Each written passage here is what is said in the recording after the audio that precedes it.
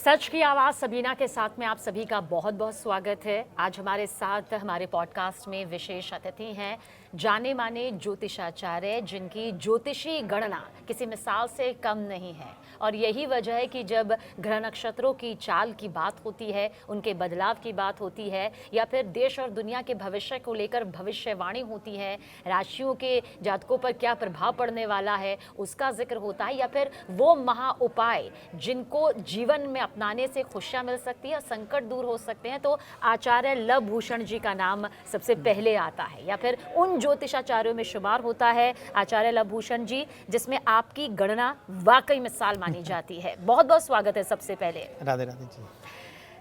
पुरुषोत्तम मास, मतलब मुझे लगता है कि इसका जिक्र करना इसलिए ज़रूरी हो जाता है क्योंकि अब पुरुषोत्तम मास का वो वक्त, वो समय हमारे सामने है, जिसके बारे में सबसे पहले हम यही चाहेंगे कि कैसे अधिक मास, खर मास, पुरुषोत्तम मास बन गया। देखिए, जो पुरुषोत्तम मास की जो गणना है, जब पृथ्वी सूर्य के चारों तरफ चक्कर लगाती है, तो ये अपना पूरा जो राउंड है चक्कर, वो 365 दिन में पूरा करती है। तो ऐसे ही चंद्रमा जब सूर्य को परिक्रमा करता है तो ये तकरीबन 354 दिन में पूरी करता है। तो इसको सोलार ईयर और लूनार ईयर बोला जाता है। तो बेसिकली जब सोलार ईयर और लूनार ईयर में 11 दिन का डिफरेंस होता है, तो हर तीसरे साल इसकी इनको बराबर करने के लिए एक अधिक मास हमारे ऋषि मुनियों ने इसको नाम दिया अधिक मास, ताकि सोलार ईयर और लूनार ईयर जो तीनों मतलब कि बराबर, इनकी गणना बराबर आ जाए। तो इसमें जो सूर्य है जो हर महीने अपनी राशि परिवर्तन करता है, तो ऐसा कहा जाता है हमारे शास्त्रों में कि अधिक मास के दिन सूर्य अब अपनी राशि परिवर्तन नहीं करेगा, अपना महीने का परिवर्तन नहीं करेगा, वो ज्येष्ठ मास में ही रहेगा। इसलिए इसको अधिक मास कहा गया है, कहा जाता है। एक ऐसा महीना जिसे खुद श्री हरि विष्णु ने ले लिया, जिसे खुद श्री हरि विष्णु ने अपना नाम दिया, और सबसे उत्तम पुरुष पुरुषोत्तम, ये नाम इसका यहाँ पर पड़ा। कैसे, मतलब क्या हुआ कि मलमास दुखी हो गया और फिर श्री हरि विष्णु ने उसे अपना सीधा सीधा आशीर्वाद दिया और इस पूरे माह को, पूरे मास को ले लिया? जी, इसके पीछे की जो कथा है, पीछे की जो कहानी है कि क्या हुआ कि हर महीने का एक अधिपति देवता होता है। तो चूंकि ये मास, जैसे ज्येष्ठ मास अभी जैसे पिछली बार श्रावण का मास अधिक मास था, इस बार ज्येष्ठ का मास है, तो जब वही मास, इसको कोई नाम नहीं दिया गया, तो ये जो मास है वो बड़ा अपने आप से परेशान हुआ कि मुझे इस साल कोई, इस महीने में कोई पुण्य कार्य नहीं किए जाएंगे, कोई शुभ कार्य नहीं किए जाएंगे। तो वह दुखी होकर भगवान विष्णु जी के पास उनकी शरण में चला गया। तो भगवान विष्णु जी ने कहा कि आपको दुखी होने की ज़रूरत नहीं है। अब इस जो देवी देवता हैं, जो हर महीने का एक देवी देवता अधिपति देवता है, इस महीने का नाम मैं अपने नाम से देता हूँ, तो इसको पुरुषोत्तम मास कहा जाएगा। तो इसका मतलब जो 12 महीनों में से भी सर्वश्रेष्ठ महीना है, उसे ये कहा गया है पुरुषोत्तम मास। आचार्य लव भूषण जी, क्योंकि माना जाता है कि खरमास के दौरान, मलमास के दौरान, जिसे पुरुषोत्तम मास सम्मानजनक कहा जाता है, उसमें कोई शुभ कार्य नहीं करना चाहिए, उसमें कोई मांगलिक कार्य नहीं करना चाहिए, जिसकी वजह से बहुत सारे लोग ये सोचते हैं कि ये महीना शुभ नहीं है, इस महीने में अच्छे काम नहीं किए जा सकते हैं। तो क्या वाकई मांगलिक कार्यों पर पाबंदी होती है? हाँ जी, इसमें कोई दोहराई नहीं है, इसमें कोई किसी बात का कोई शक नहीं है कि कोई भी शुभ कार्य है, जैसे विवाह, नई गाड़ी लेनी, नई प्रॉपर्टी लेना, मुंडन के कार्य, किसी भी प्रकार के शुभ कार्य इस माह में वर्जित किए जाते हैं।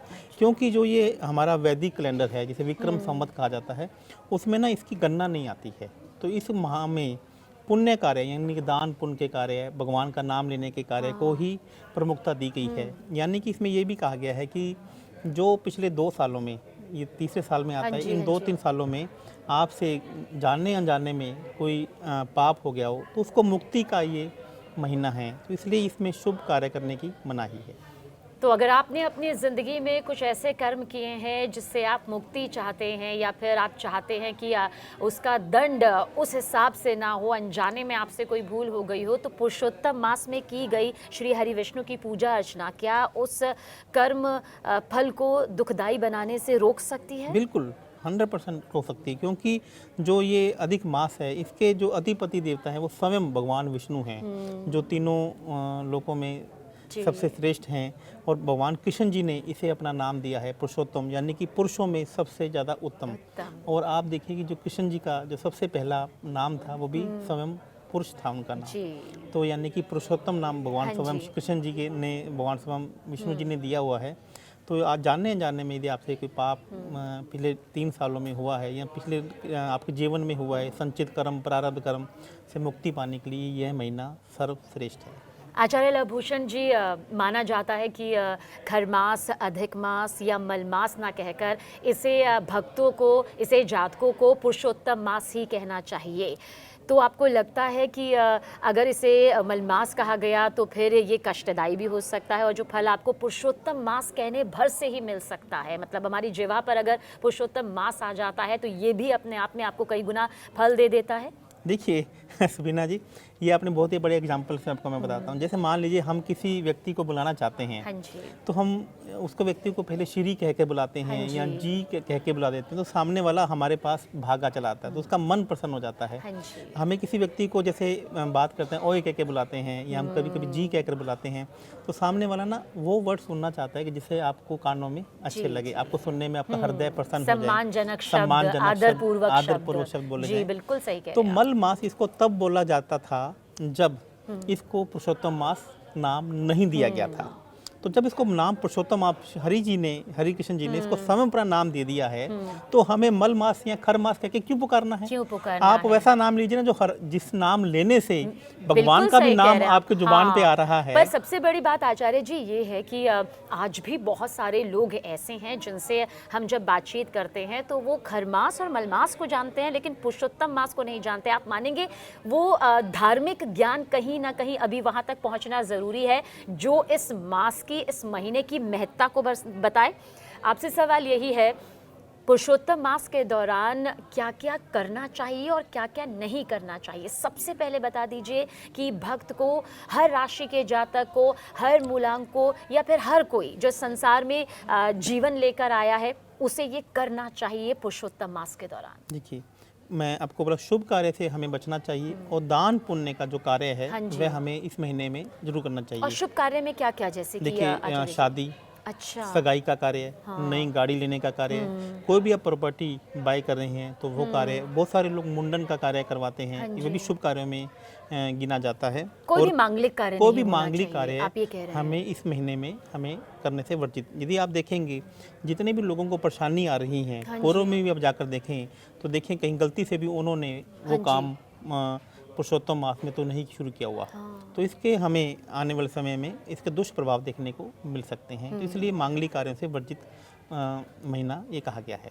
और पुरुषोत्तम मास को आचार्य लवभूषण जी, आपको लगता है कि पुरुषोत्तम मास ये वो दिन है, ये वो समय है जब जमकर इंसान को अपनी आर्थिक क्षमता के अनुसार दान पुण्य करना चाहिए, जाप करना चाहिए, और ये किस तरह होना मैं तो चाहिए? ये कहता हूँ कि ये करोड़पति बनाने वाला महीना है। अच्छा। क्योंकि ये विष्णु जी का स्वयं का महीना है और जहाँ विष्णु जी हैं वहाँ लक्ष्मी जी हैं, क्योंकि लक्ष्मी जी का दिल ही नहीं लगता विष्णु जी के बिना।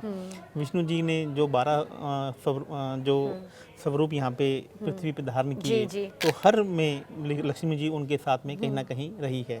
यदि आपको पैसा कमाना है, यदि आपको करोड़पति बनना है, हाँ जी। तो आप ये महीना आपके लिए सर्वश्रेष्ठ है।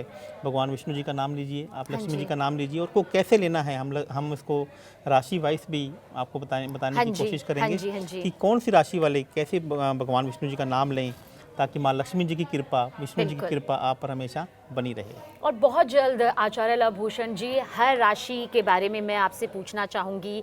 एक उपाय ज़रूर बताइएगा और एक ऐसा दान ज़रूर बताइएगा, या फिर आपको लगता है कि मंत्र का जाप जिससे धन वर्षा हो सके और आर्थिक तौर पर जातक जो है वो मजबूत हो सके। सबसे पहले शुरुआत करेंगे मेष राशि के जातकों को पुरुषोत्तम मास के पूरे दौरान, यानी कि 17 मई से लेकर 15 जून तक जी। क्या दान करना चाहिए, किस मंत्र का जाप करना चाहिए और कैसे धन वर्षा हो? देखिए, मेष राशि जिनका जो अधिपति देवता स्वयं भगवान हनुमान जी हैं, मंगल हैं, तो यदि मेष राशि वाले इस अधिक मास में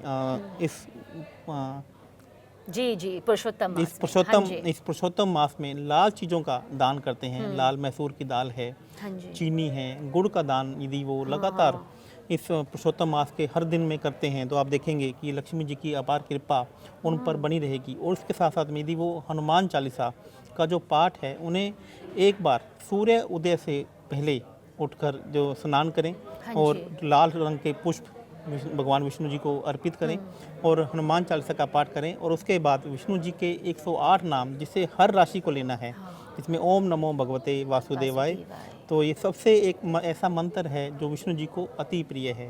और हर राशि के जातक को आप हर- मतलब ये हाँ। कहना चाहेंगे कि इस मंत्र का जाप करना ही चाहिए। करना ही ये चाहिए। भी जरूर आपसे पूछेंगे क्योंकि बहुत से ऐसे लोग हैं जिन्हें अपनी राशि के बारे में मालूम नहीं है, वो क्या उपाय करें पुरुषोत्तम मास में। अब आ जाते हैं वृषभ राशि पर। वृषभ राशि के जातकों को आचार्य लवभूषण जी पुरुषोत्तम मास के दौरान क्या क्या दान करना चाहिए और कैसे श्री हरि विष्णु की पूजा अर्चना करनी चाहिए ताकि माँ लक्ष्मी की कृपा उन पर जमकर बरसे। वृषभ राशि स्वयं माँ लक्ष्मी जी की राशि है। तो यदि इसी पुरुषोत्तम मास के दौरान ये कमल का एक फूल अपने घर के मंदिर में रोज विष्णु जी को अर्पित करें, अच्छा। उसके साथ में गुलाब का एक इत्र उनको दिखाएं और लक्ष्मी जी का एक मंत्र आता हाँ है जी। श्रीम।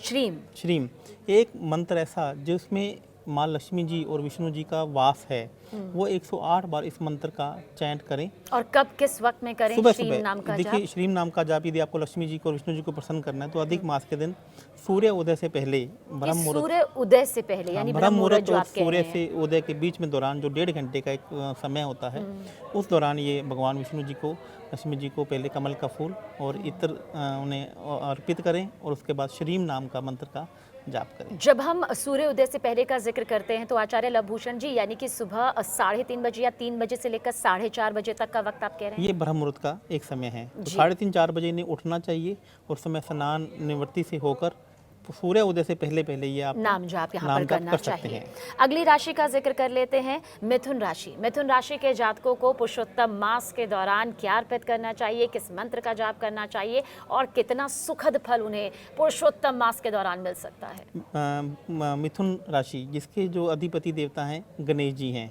जो जब पृथ्वी पर लक्ष्मी माता जी धन बरसाने आती हैं तो वो गणेश जी के साथ में ही वो आती हैं। तो आप पूर्ण सुबह हाँ सुबह जी। उठकर गणेश जी को, यहाँ पे गणेश जी को जो पसंद है ना, बीज वाली चीज़ें पसंद है, हरे रंग के जैसे इलायची हाँ जी। हाँ जी। या फिर हरे रंग का कोई भी आप फल भगवान यहाँ पे गणेश जी को अर्पित करें। हाँ जी। और साथ में यहाँ पे एक मंत्र मैं बताता हूँ, ओम गणपते नमः। ओम गण गणपते गणपति नमः। नमः जो गणेश जी का सबसे प्रिय मंत्र जी, है, जी, तो इस जी। मंत्र का जाप आप 108 बार जरूर करें करें। और साथ में लक्ष्मी जी का ध्यान करें, तो आप देखेंगे कि आप पर आपके राशि के अधिपति देवता और लक्ष्मी जी की और विष्णु जी की कृपा आप पर अगले 3 सालों तक पूरी बनी रहेगी। कर्क राशि की किस्मत कैसे पुरुषोत्तम मास के दौरान चमक सकती है? ऐसा क्या उपाय, ऐसा कौन सा मंत्र, ऐसा कौन सा दान वो करें ताकि 17 मई से 15 जून के बीच जो भी किया गया है वो सार्थक साबित हो और कर्क राशि की किस्मत फौरन चमक जाए? कर्क राशि जिसके अधिपति देवता स्वयं भगवान शिव हैं। अब भगवान शिव और भगवान विष्णु जिसे हरिहरा देवता भी हाँ जी। कहा गया है, एक स्वरूप भगवान विष्णु जी का एक और शिव जी का एक ऐसा स्वरूप है जिसमें आप देखेंगे तो उनका एक जो शरीर है उसमें हाँ जी। विष्णु जी आधे दिखते हैं और आधे भगवान शिव दिखते हैं। तो भगवान शिव और विष्णु जी के बिना एक दूसरे के बिना वो रह नहीं पाते हैं, इतना इनका बीच में मोह है। तो कर्क राशि वालों को भगवान शिव जी का ओम नमः शिवाय का मंत्र का चयन करना जाप चाहिए करना चाहिए। और कच्चे दूध का भोग यहाँ पे विष्णु जी को लगाना चाहिए जी, जी, और उसके साथ में लक्ष्मी जी का भी ध्यान उन्हें करना चाहिए। क्या उपाय सिंह राशि के जातकों के लिए पुरुषोत्तम मास के दौरान जो आप कहेंगे कि इन्हें करना ही चाहिए और 17 मई से 15 जून तक इन्हें भूल से भी ये उपाय छोड़ना नहीं चाहिए? सिंह राशि के जो अधिपति देवता हैं भगवान सूर्य। सूर्य जिसे ग्रहों का राजा कहा गया है। तो यदि आप चाहते हैं कि आपका नाम भी सूर्य की तरह हमेशा चमके। चमकता रहे, तो सूर्य जी को ऑरेंज कलर की चीज़ें बहुत पसंद हैं।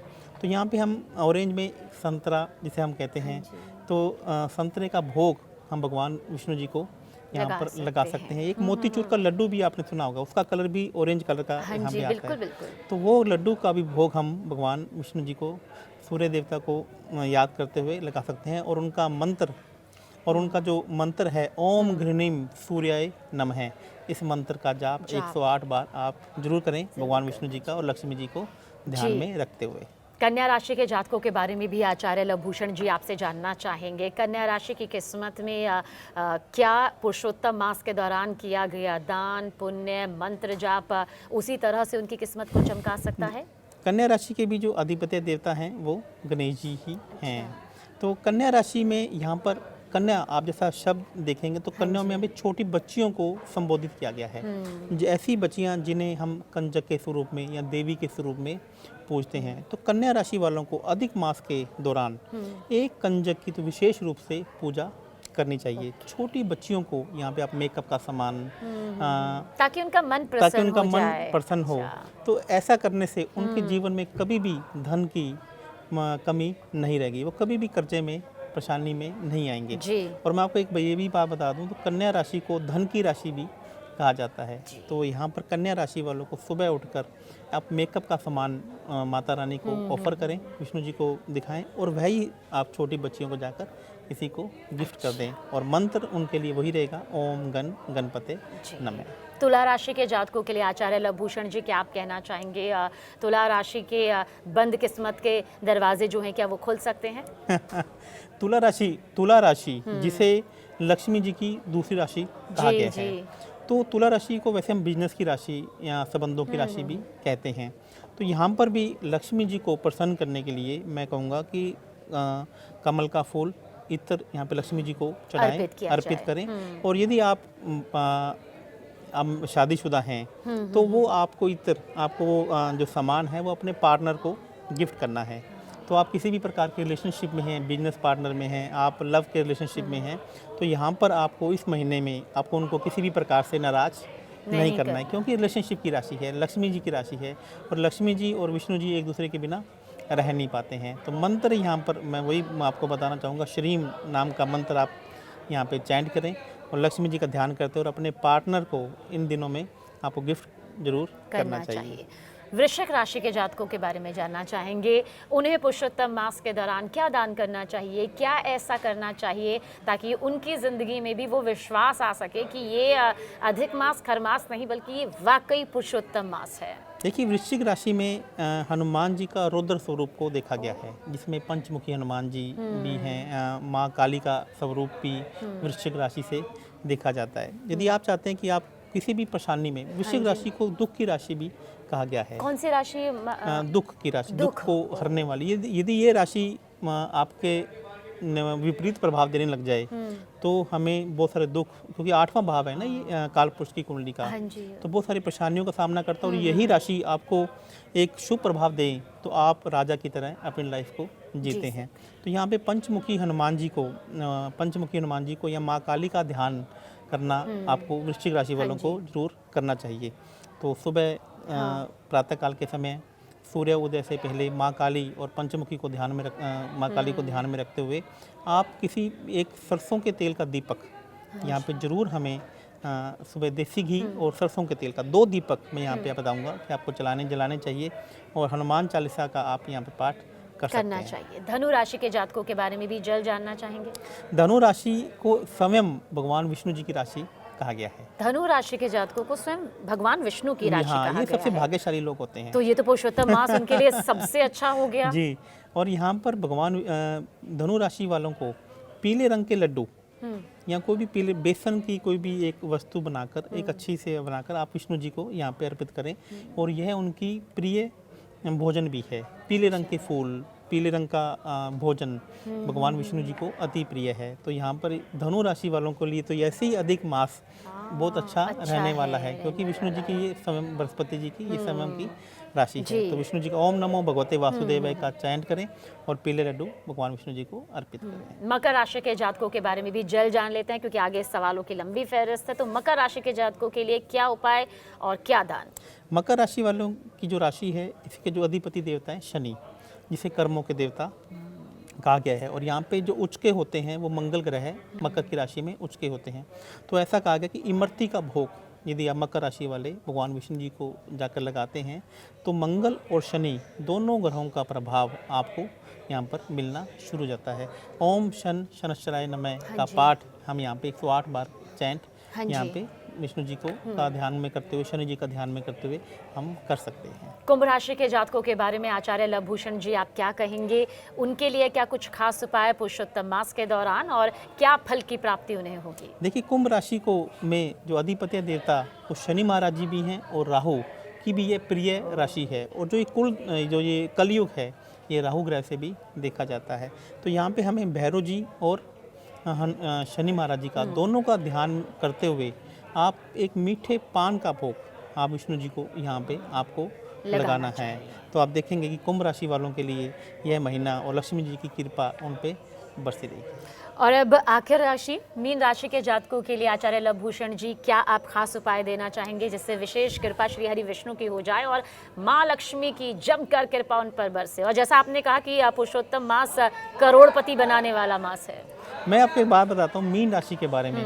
आपको यहाँ पे एक मिथ तोड़ूंगा। लक्ष्मी जी की सबसे जो प्रिय राशि है वो मीन राशि है। मीन राशि मतलब माँ लक्ष्मी की सबसे प्रिय राशि वो मीन तो राशि। फिर तो जमकर बरसती होंगी उन पर, बिना बुलाए बिना कुछ के भी क्या आ जाती हैं। मीन राशि वाले देखिए ना, क्योंकि शुक्र ग्रह है मीन राशि में उच्च के होते हाँ हैं। तो यदि सबसे लक्ष्मी जी अपने आप को कंफर्टेबल किस राशि में समझती हैं, वो मीन की राशि है। अच्छा, तो मीन राशि वाले देखिए ना, उनका हाथ हमेशा खर्चे उनके हमेशा चलते रहते हैं। उन्हें सेविंग करना पसंद नहीं है, आप उन्हें ये खर्चे बिल्कुल करना सही पसंद कह करते रहे हैं। हैं। मैं कुछ लोगों को जानती हूँ जो मीन राशि के ही हैं और उनसे पैसे इकट्ठा नहीं होते, इकट्ठा लेकिन नहीं खर्च जरूर खर्च होते हैं, और होते हैं। लेकिन उनके पास धन की कमी रहती कमी नहीं नहीं रहती है, क्योंकि हाँ। लक्ष्मी जी की वो प्रिय राशि है कि जिसमें वो अपने आप को उच्च का समझती हैं। तो मीन राशि वालों के लिए भी यहाँ पे कमल का फूल और इत्र का भोग आपको यहाँ विष्णु जी को लक्ष्मी जी को लगाना चाहिए। और इस दौरान आपको कोई पवित्र नदी का स्नान जरूर करना चाहिए, जैसे गंगा जी या माँ नर्मदा जो जी भी हैं, हमारी पवित्र नदियाँ हैं, उनका स्नान आपको और ना यहाँ हो पे तो क्या वो नदियों का जल लाकर गंगा भी जल, स्नेह हाँ, की? यदि गंगा जल का सेवन भी आप कर लें उनका अच्छा। ध्यान में करते हुए, तभी भी आपके लिए बहुत अच्छा या शुभ माना गया है। जी जी जी।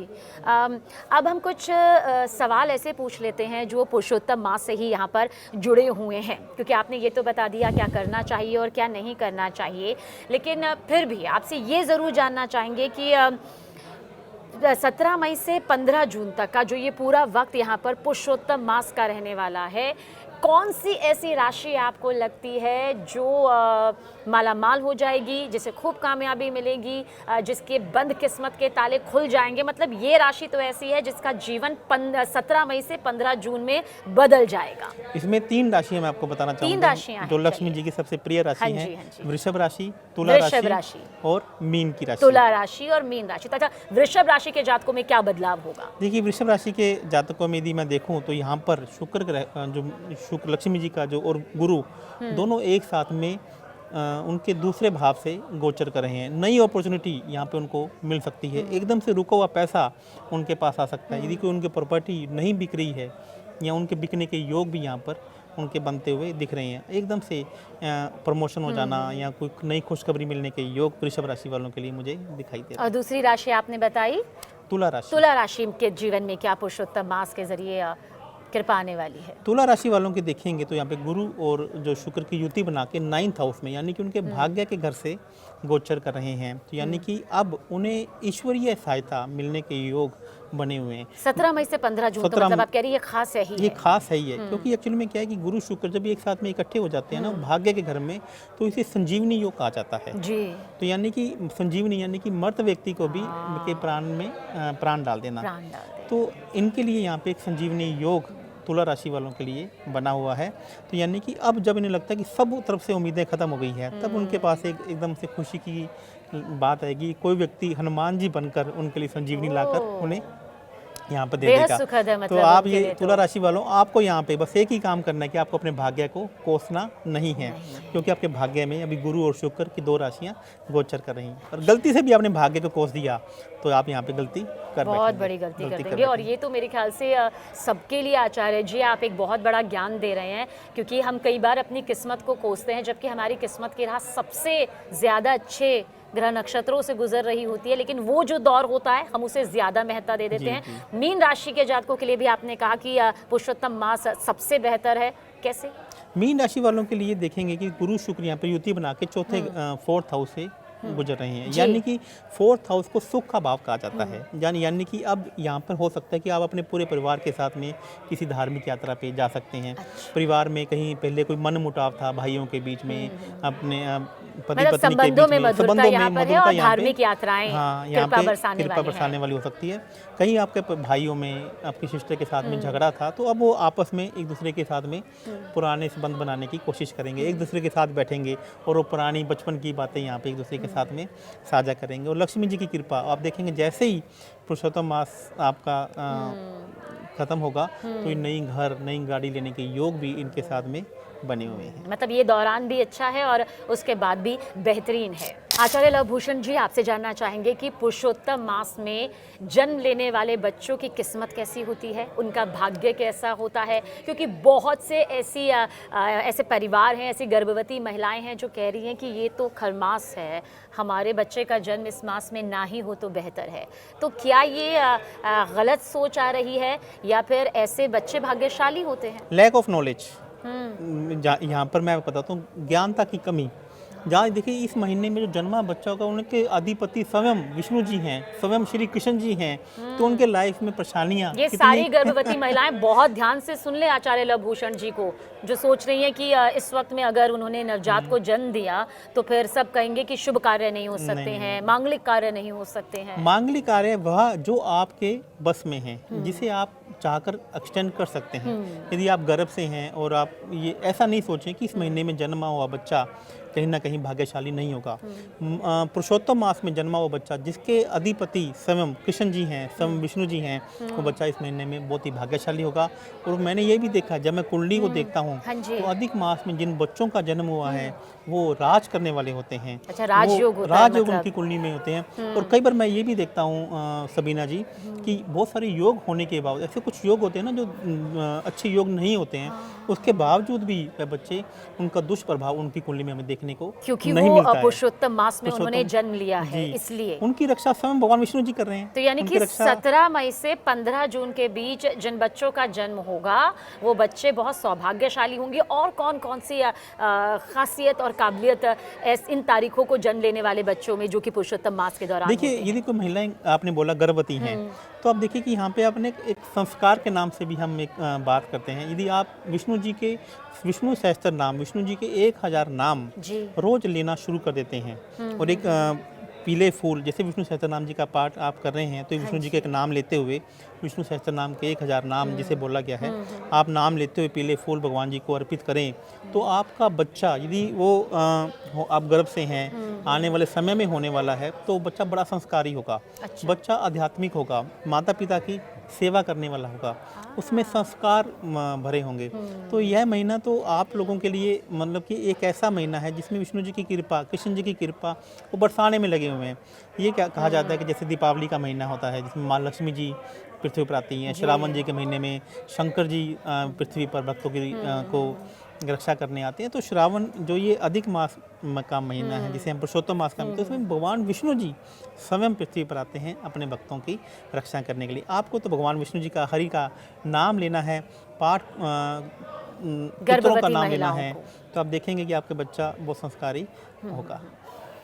इस एक महीने में देखिए बहुत कुछ होता है और हम जिस दान का जिक्र करते हैं उसके साथ साथ दिया प्रज्वलित करना भी कहा जाता है कि आपके जीवन से ना सिर्फ कष्टों की धारा को दूर कर देता है बल्कि आपकी ज़िंदगी में खुशियों का प्रवाह यहाँ पर सामने आ जाता है। मेरे पास कुछ सवाल यहाँ पर हैं आचार्य लवभूषण जी, जिनमें हम चाहेंगे कि आप जवाब ज़रूर दीजिएगा। पुरुषोत्तम मास में जो भी भक्त पुरुषोत्तम मास में माँ तुलसी के सामने दिया प्रज्वलित करता है, उसके जीवन में सबसे बड़ा फल उसे क्या मिलता है? देखिए, एक कथा हमारे पुराने में बताई गई है, पुरानी कथाओं में, कि एक बार विष्णु जी ने तुलसी जी के साथ में विवाह किया था जी।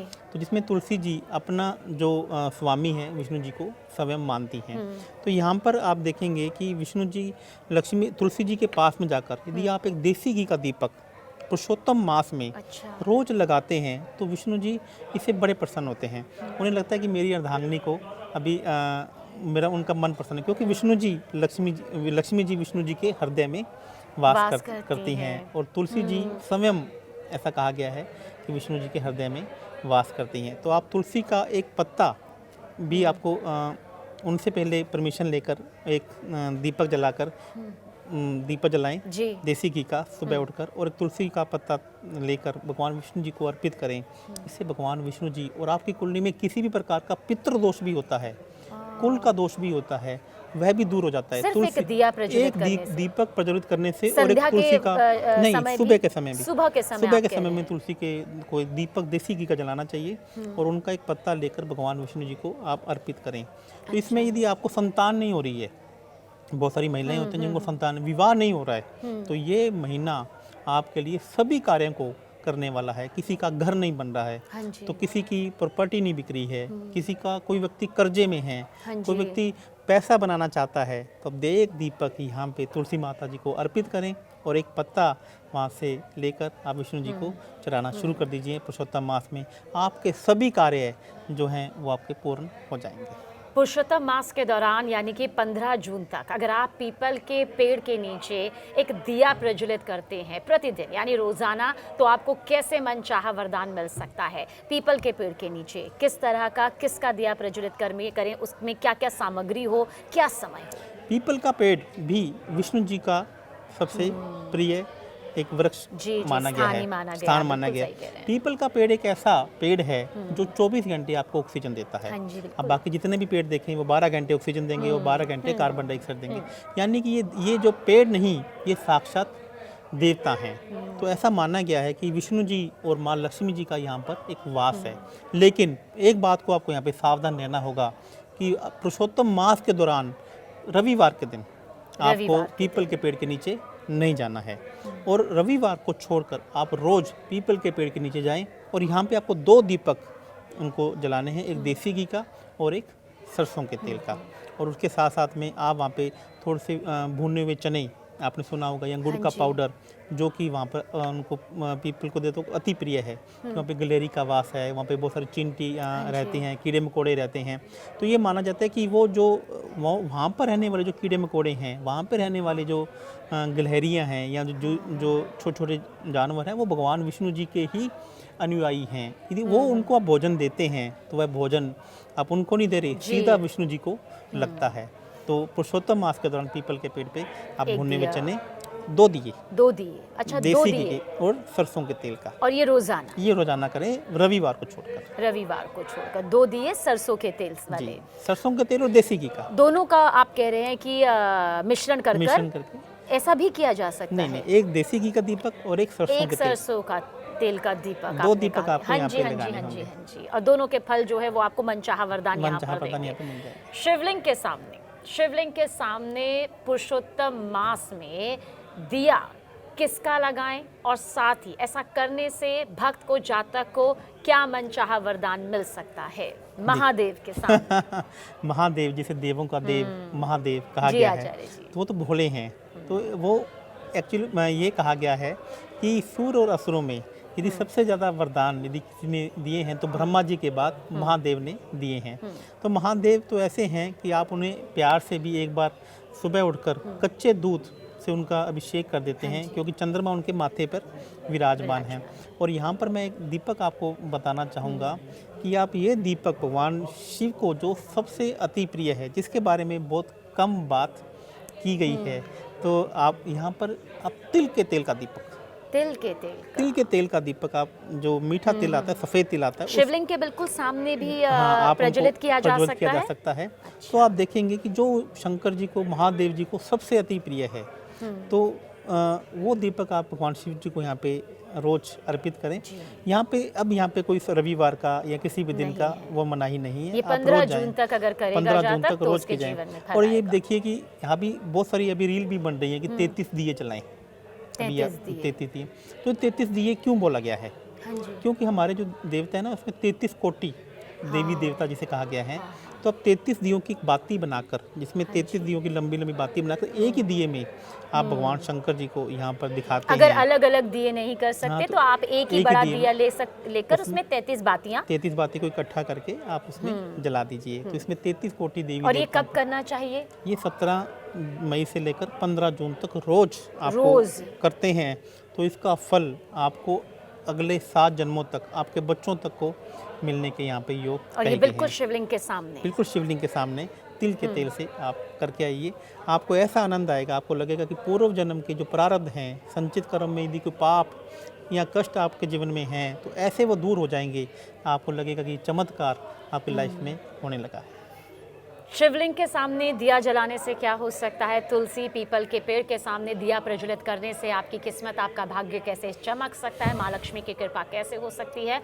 अब आचार्य लवभूषण जी आपसे जानना चाहेंगे कि हनुमान जी के सामने अगर भक्त जातक पुरुषोत्तम मास के दौरान यानी कि 15 जून तक में रोजाना प्रतिदिन नियम के तहत दिया प्रज्वलित करें तो क्या विशेष कृपा उनके ऊपर हो सकती है? देखिए हनुमान जी, जिसे देखिए हनुमान जी ने अपना पूरा जीवन भगवान राम जी को समर्पित कर दिया, और भगवान राम जो स्वयं विष्णु जी के अवतार हैं। तो यहाँ पर ये कहा गया है कि हनुमान जी ने हमारे जो कथाओं में, हमारे जो शास्त्रों में ये बोला गया है कि यदि आप हनुमान जी को भी प्रसन्न कर लेते हैं तो राम और विष्णु जी अपने आप आप पर कृपा बरसाने लगेंगे। तो हनुमान जी को यहाँ पर लौंग के तेल का दीपक, लौंग के तेल का दीपक जो हनुमान जी को सबसे अति प्रिय है, या फिर कपूर का भी तेल आता है, उसका दीपक जो हनुमान जी को अति प्रिय है, आप हनुमान जी को प्रतिदिन यहाँ पे चढ़ाना शुरू कीजिए। जो आप हनुमान जी देखिए जिन्होंने भगवान राम को कितनी बड़ी समस्या से बाहर निकाला था। तो आप कितनी भी बड़ी समस्या में हैं, आप कितनी भी बड़ी प्रॉब्लम में हैं, आप तो हनुमान जी के पास जाइए और लौंग के तेल का एक दीपक उन्हें चढ़ाना शुरू कर दीजिए। और इसके साथ में हनुमान जी को गुड़ बहुत पसंद है, तो गुड़ का प्रसाद आप, और पुरुषोत्तम मास तो पुरुषोत्तम मास सबसे बेहतर है। और वहाँ पे जाकर हनुमान चालीसा मन ही मन आप पढ़ना शुरू कर दीजिए। आप देखेंगे भगवान राम जी भी आपकी हेल्प करने आएंगे, आप भगवान विष्णु जी भी आपकी मदद करने आएंगे, और 33 कोटि जो 33 देवी देवता हैं, जो 33 अधिपतीय देवी देवता हैं, वो सब के सब ऐसे आपकी मदद कर देंगे। आपको ऐसा चक्रव्यूह बन जाएगा कि लगेगा कि आपने सारे चक्रव्यूह तोड़ दिए हैं। शनिदेव महाराज, शनिदेव को 15 जून तक यानी कि पुरुषोत्तम मास के प्रतिदिन एक भक्त को नियमित तौर पर कौन सा दिया लगाना चाहिए और कैसे? सरसों के तेल का, सरसों के ही तेल का, बस सरसों के तेल का दीपक शनि महाराज जी को हमें यहाँ पे लगा सकते हैं। शनिदेव के बारे में मैं थोड़ा सा आपको सबीना जी बताना चाहूँगा। शनिदेव और यमराज दोनों आपस में भाई हैं। एक कथा में शनि महाराज जी के हाथों यमराज जी की मृत्यु हो गई। तो शनि जिसे ना सभी 9 ग्रहों में एक ना चतुर या सामने वाले का दिमाग निकालने वाला ग्रह कहा गया है। तो वो भगवान शंकर जी के पास गए, महादेव जी के पास गए, तो उन्होंने कहा कि आप इन्हें संजीवनी से, जो आपके पास मर्द संजीवनी है, आप इन्हें जीवित कीजिए।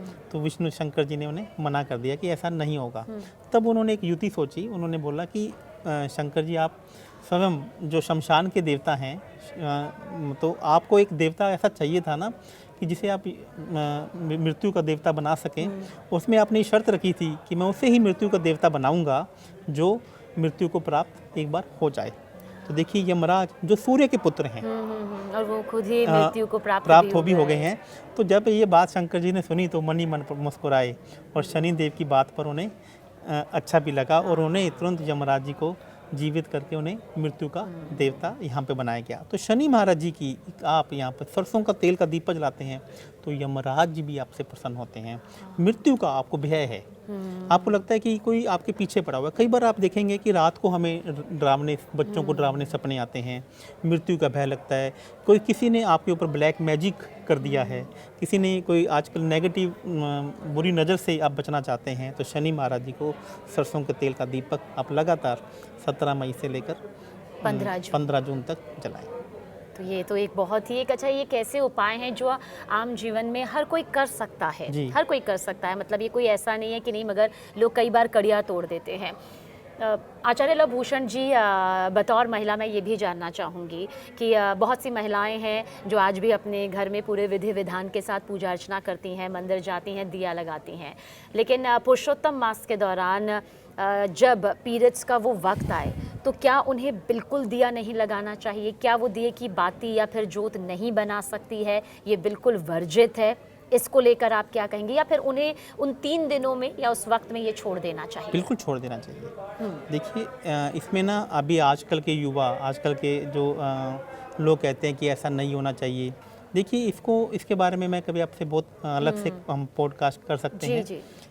इसमें ये एक्चुअली में क्या है कि जब इन 3 दिनों में या जिसके भी, तो यहाँ पे मंदिर में जाना, बस मैं आपको एक ही बता रहा हूँ, मंदिर में जाना यहाँ पे वर्जित कहा गया है। तो यहाँ पे आपको घर में भी दिया नहीं लगा सकती बिल्कुल हैं नहीं वो? जाना चाहिए यहाँ दिया पे। बनाकर भी वो और नहीं दे सकती हैं अपने घर के परिवार के बाकी सदस्यों को? नहीं, यहाँ पर आपको बिल्कुल आपको प्रतिबंध है, मतलब ये पूरी तरह से आप कहेंगे कि वर्जित है। वर्जित है। इसे हम ये इसके पीछे एक लॉजिक है, इसके पीछे एक पूरी कहानी है जो मैं आपको अगले पॉडकास्ट में सुनाऊंगा कि ऐसा क्यों करना चाहिए। इसको हम इस प्रकार से समझ लेते हैं कि ये बेसिकली 3 दिन ऐसे हैं जो महिलाओं की शुद्धिकरण इसमें होता है एक रक्त के माध्यम से। तो ऐसा माना जाता है कि जब आप देवी देवता हैं तो ऐसी नकारात्मक शक्तियाँ भी होती हैं। तो जब आप मंदिर में पूजा कर आती हैं तो जो ये पूजा आप अर्चना कर रही हैं वो देवी देवताओं को ना लगकर अब वो असुरों के पास में चली जाती है। अगर पीरियड्स के दौरान पूजा की जाती है तो आप ये कह रहे हैं कि वो असुरों को लग जाती है। वो असुरों को लग जाती है, मतलब उसका जो फल मिलना चाहिए वो सकारात्मक ना मिलकर नकारात्मक मिल जाता है, मिलना शुरू हो जाता है। तो इसमें मैं ये कोई वहम में या मिथ में नहीं डाल रहा हूँ, ये हमारे शास्त्रों में ऐसा लिखा गया है। तो इसलिए कहा गया है कि उन 3 दिनों में महिलाओं को मंदिर में नहीं जाना चाहिए, घर में कोई पूजा अर्चना नहीं करनी चाहिए।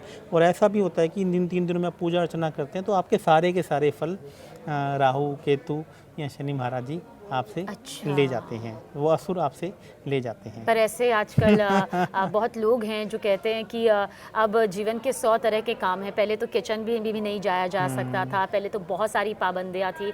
जब इन सब में बदलाव हो गया है तो फिर मंदिर ना जा सके लेकिन घर में पूजा पाठ पर इतनी पाबंदी क्यों? ये तो देखिए सवाल आता ही आता है। लोग कहते हैं हम इतना आगे बढ़ गए लेकिन इस सोच को लेकर आगे क्यों नहीं? नहीं, इसमें ये सोच की बात नहीं है। पहले आप देखिए, ये एक सोच नहीं है, ये एक आपकी ये नेचुरल क्रिया है जो शास्त्रों में ही वर्णित है। तो जब हम देवी देवता को मानते हैं तो हमें देवी देवताओं की लिखी हुई बातों को भी तो मानना चाहिए।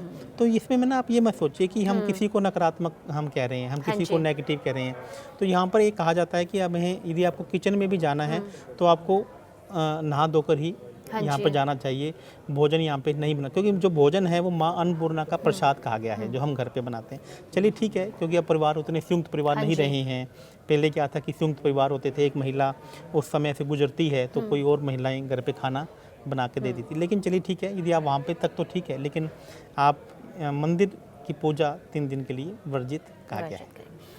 अगर फिर भी जैसा आपने शुरू में ही कहा आचार्य लवभूषण जी कि किसी भी तरह का जो शुभ कार्य है वो पुरुषोत्तम मास के दौरान नहीं किया जाना चाहिए, मांगलिक कार्य नहीं किया जाना चाहिए, दान पुण्य मंत्रों का जाप ये ज़रूर करना चाहिए जो आपने कहा। फिर भी अगर किसी को पुरुषोत्तम मास के दौरान यानी कि 15 जून तक या उससे पहले मांगलिक कार्य करना ही पड़ गया, कोई ज़मीन खरीदनी पड़ गई, कोई घर खरीदना पड़ गया या गृह प्रवेश करना पड़ गया किसी भी बहुत ज़रूरी वजह के चलते, तो ऐसे में उसे क्या उपाय करना चाहिए ताकि कोई नकारात्मक असर ना हो, कोई वहम ना हो, कोई डर ना हो या उनके जीवन में संकट ना आए? देखिए, अभी 17 मई जैसे हम ही कह रहे हैं, इसमें 3 दिन बचे हुए हैं। तो यदि उनको लगता है कि बहुत ही गृह हमें प्रवेश करना चाहिए तो उसमें कोई भी मुहूर्त ना निकालें, वो जाकर एक किराएदार की तरह वहाँ पर रह सकते हैं। तो जो मुहूर्त है या भगवान की जो पूजा अर्चना करनी है, जो हम गृह प्रवेश का मुहूर्त करते हैं, वो 15 जून के बाद ही करें। और किसी को अगर इस दौरान कोई वाहन लेना ही पड़ जाए फिर वो क्या करे? देखिए, वाहन लेना पड़ ही जाए मतलब कोई रास्ता उनके पास ना हो, कई बार जिंदगी में ऐसे हालात भी आ जाते हैं, तब क्या करें? देखिए, यदि आप कमर्शियल कोई वाहन ले रहे हैं तो यहाँ पर उसको एक ये माना गया है कि आप ले सकते हैं क्योंकि आपके व्यापार का एक हिस्सा है। लेकिन यदि आप पर्सनली लेना चाहते हैं, जो आपकी सुख सुविधाओं में शामिल होना चाहता है, तो उसे यहाँ पे ज़रूर उसको अवॉइड करना चाहिए। और यदि कोई आपके व्यापार का कोई हिस्सा है तो यहाँ पे उसको हम कर सकते हैं। और यदि आपको किसी भी बहुत ही मजबूरी है कि कोई हमें लेना ही है तो विष्णु जी से माफ़ी मांगते हुए, आप उन्हें ध्यान में करते हुए आप उन्हें ले सकते हैं। कोशिश कीजिए कि उसका जो मुहूर्त है भगवान विष्णु जी के पास जाएं, वो 15 जून के बाद आप गाड़ी को मंदिर में लेकर जाएं। पुरुषोत्तम मास के दौरान की गई पूजा अर्चना क्या जातक के साढ़े साती ढैया महादशा के नकारात्मक प्रभाव को भी खत्म कर सकती है? क्या 15 जून तक में की जाने वाली पूजा अर्चना में इतनी शक्ति है कि उस साढ़े साती का नकारात्मक प्रभाव, ढैया का नकारात्मक प्रभाव, महादशा का नकारात्मक प्रभाव नष्ट कर दे? जी, देखिए जो 7.5 का नकारात्मक प्रभाव है या ढैया का नकारात्मक प्रभाव है, इसको जो नकारात्मक प्रभाव को कम करने भगवान शंकर जी के पास में या विष्णु जी के पास ही शक्ति है। तो अब यहाँ पर अधिक मास जिसे भगवान विष्णु जी के से देखा जाता है, तो ढैया, 7.5, केंद्र द्रुम योग, चंद्रमा से रिलेटेड कोई भी योग आपकी कुंडली में विष योग बन रहा है, तो उन सब के नकारात्मक प्रभाव यहाँ पे आपकी लाइफ से दूर हो जाएंगे। क्या उपाय आप बताना चाहेंगे? देखिए चंद्रमा और शनि, यहाँ पे अभी गर्मी का दिन है, ज्येष्ठ का महीना है, तो भगवान शंकर देखिए आप देखिए अमरनाथ जी जो शिवलिंग है वो बर्फ का बना हुआ है। तो मैं लोगों को जिसकी भी 7.5 लगी हुई है, जिसकी भी ढैया लगी हुई है, जिसके भी विष योग बना हुआ है, तो भगवान शंकर जी को आप अपने घर से बर्फ का भोग लगा कराएं। अच्छा, क्योंकि चंद्रमा मैंने पानी, तो ये शिव मंदिर में जाकर शिव लगाया मंदिर जा में, सकता है हाँ, ना, शिवलिंग में? बर्फ में ऊपर चलाकर आए। वो जो घर के बर्फ हम घर बनाते से हैं, बर्फ मतलब है, शुद्ध जल जो से हो, हाँ, जो और अपने फ्रिज में हम फ्रीज और करते सीधा हैं, वही बर्फ आप सीधी बर्फ लें, जल और ना कह के आप कह रहे हैं बर्फ चढ़ा बर्फ दें। चढ़ा के हैं शंकर जी को, क्योंकि गर्मी का दिन है, ये ज्येष्ठ तो बहुत मास ही का। अत्यंत प्रिय उपाय है। मतलब ये उपाय कितना मतलब सुखद और ठंडक देने वाला है। तो आप इसके ये कह साथ रहे हैं में- कि नकारात्मक असर 7.5 का खत्म हो जाएगा? 100% खत्म हो जाएगा। आप ये उपाय पुरुषोत्तम मास में करके आए। और क्या ये उनके लिए भी है? क्योंकि कुछ राशियों के बारे में जब हम जानकारी ले रहे तो मालूम चला कि अब आने वाला 2027 जो है, कई राशियों के ऊपर 7.5 आ जाएगी, ढैया आ जाएगी या महादशा आ जाएगी। उनको ये उपाय क्या पुरुषोत्तम मास में पहले कर लेने चाहिए? बिल्कुल कर लेने चाहिए। तो जिनकी भी अभी जैसे मेष राशि के ऊपर अभी 7.5 चल रही है, तो या मीन राशि के ऊपर अभी शनि का गोचर हो रहा है, और तो कुछ राशियां जिन पर 7.5 का प्रभाव आने वाले का प्रभाव साल में देखा जा सकता है, वो भी कर सकते हैं। वो भी ऐसा कर सकते हैं। हाँ। तो आप बर्फ का भोग आप शनि महाराज जी को शिवलिंग पर, और इसे चढ़ाने का समय क्या होना चाहिए? सुबह का समय। सुबह। देखिए- शाम को मैंने देखा है बहुत सारे लोग शिवलिंग पर जल चढ़ाते हैं। क्या शाम के वक्त में शिवलिंग पर जल चढ़ाना ये शुभ रहता है? देखिए शिवलिंग एक ऐसे देवों के देव महादेव हैं, आप उनके पास कभी भी जा सकते हैं। उनके जो द्वार हैं वो 24 घंटे के लिए आपके लिए खोले हुए हैं। लेकिन यदि आप सुबह के समय, यदि आप ऐसा कहा जाता है कि जो देवता हैं या इन्हें अपना इनका पहला भोजन बने, जी। इन्हें पहला, देखिए जैसे मान लीजिए कि आप चींटियों को खाना खिलाना चाहती हैं, तो मैं किसी को बोलता हूँ कि आप सुबह सुबह खाना खिलाइए, वो कहते हैं मैं 10 बजे खाना खिला कर आया हूँ, मैं 12 लेकिन बजे आचार्य जी खाना जैसे खिला के अगर आया मैं हूँ। अपनी बात करूं तो मेरे लिए सुबह के वक्त मंदिर जाना मुश्किल हो जाता है, क्योंकि सुबह सुबह आना होता है। ऐसे में शाम का जो वक्त होता है, क्या उसमें जल चढ़ा सकती हूँ मैं हाँ, शिवलिंग पर? ऐसा नहीं है कि आप जल चढ़ा सकती हैं, हाँ। आप मंदिर में भी जा सकती हैं, दिया प्रज्वलित दिया कर प्रज्वलित सकते हैं, जल चढ़ा जल चढ़ा सकते हैं, चढ़ा सकते हैं। हाँ, कोशिश कीजिए कि पुरुषोत्तम मास में थोड़ा सा समय निकालें, हाँ जी। भगवान को सूर्योदय से पहले ब्रह्म मुहूर्त में उठने की कोशिश करें। पुरुषोत्तम मास में सुबह का दिया आपकी लाइफ को बदल सकता है। मतलब जो आपने बताया 3:30 से 4:30 के बीच में अगर दिया प्रज्वलित किया जाता है तो ये सबसे शुभ मुहूर्त है, जी। ब्रह्म मुहूर्त है। ब्रह्म मुहूर्त है। फिर चाहे आप तुलसी पर दिया अर्पित कर रहे हैं या बाकी अपने इष्ट देवों पर जिनका हम जिक्र कर रहे हैं।